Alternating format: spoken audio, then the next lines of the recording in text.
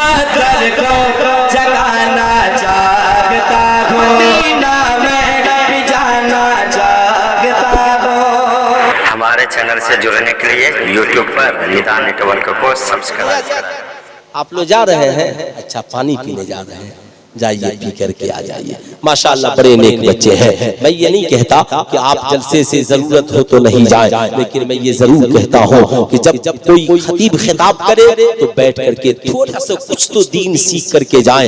याद रखें साहब मैदान महशर कायम है, अब वो इंसान के पास पहाड़ों की बराबर नेकियां मगर लोग खड़े हैं। रब फरमाएगा आज इंसाफ होगा, रब फरमाएगा बता इसने तेरी कितनी दौलत ली थी, कहा मौला इतनी दौलत, कहा बता इसने सच कहा, कहा हाँ ए मालिको मौला ये सच बोल रहा है, मैंने इसकी इतने बीघे जमीन रख ली थी, इतनी जायदाद, कहा इसकी नेकियां इसके बदले में इसे दे दो। अब साहब उसकी नेकियां बंटनी शुरू हो जाएंगी, जितने लोग होंगे सब तक नेकियां तकसीम हो जाएंगी। अब यहाँ तक कि उसके पहाड़ों के बराबर की नेकियां खत्म हो जाएंगी। अब जो गुनहगार बनकर गए थे उनके पास नेकियां आ जाएंगी, और जो नेकियां लेकर के गया था वो खाली हाथ हो जाएगा। अब फिर भी कुछ लोग बच जाएंगे। अब रब फरमाएगा सुनो इनका गुनाह जितना इसने मालो दौलत दिए है इतने इनके गुनाह उसके जिस्म पर लाद दो। अब नतीजा ये निकला कि ये दुनिया में समझता था भाई की जमीन हड़प कर मैं बहुत फायदे में हूँ, मैं कई बीघे का मालिक हूँ,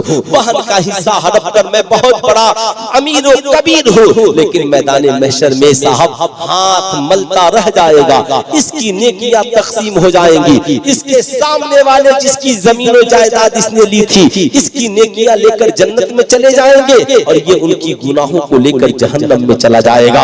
इसलिए सुल्तान रजा आपसे कहना चाहेगा आज हमें इस मजलिस से वादा करके जाना है, तौबा करके जाना है, हम किसी का हक नहीं खाएंगे।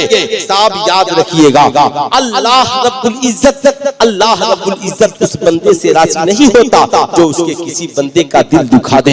हम गलती हम दिल भाई का दुखाएं और माफी जाकर मस्जिद में खुदा से मांगे, दिल माँ का दुखाएं और माफी जाकर मस्जिद में खुदा से मांगे, दिल बाप और उस्ताद का दुखाएं माफी जाकर खानकाह में पीर साहब से मांगे, ये नहीं चलेगा।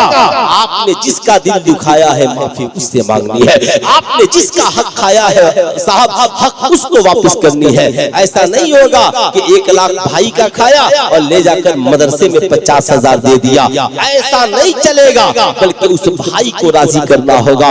इसलिए मेरी कौम के शहजादों याद रखना आज दुनिया की गरीबी आखिरत की गरीबी से बेहतर है। इसलिए नमाज़ें पढ़िए ताकि रब राजी हो जाए, रोजा रखिए ताकि रब राजी हो जाए, कुरान की तिलावत कीजिए ताकि रब राजी हो जाए, और भाइयों का हिस्सा मत खाइए ताकि भाइयों की दुआओं से हमारी दुनिया भी हसीन हो जाए और आखिरत भी हसीन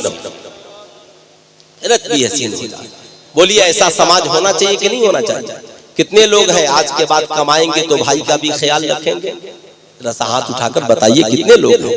का बीवी से मत डरिए, डरने की जरूरत नहीं है, वो हमारे घर की रानी महारानी है। उससे बोलिए तुम्हारे भाई को भी कोई जरूरत हो तो हम मदद के लिए तैयार हैं, तुम्हारी बहन की भी कोई जरूरत हो तो हम मदद के लिए तैयार हैं, मगर मेरे भाई की जरूरत में रुकावट मत बनना, मेरी बहन की जरूरत में रुकावट मत बनना, माँ बाप की जरूरत में रुकावट मत बनना। ये बड़ा साहब अजीबो गरीब मरहला है। बड़े पढ़े लिखे लोग हैं आज के इस दौर में और इस समाज में। आज पढ़ा लिखा नौजवान समझता है मैं जो कमाता हूँ ये सब मेरा, समझते हैं ना भाई, मैं जो कमाता हूँ ये सब मेरा है।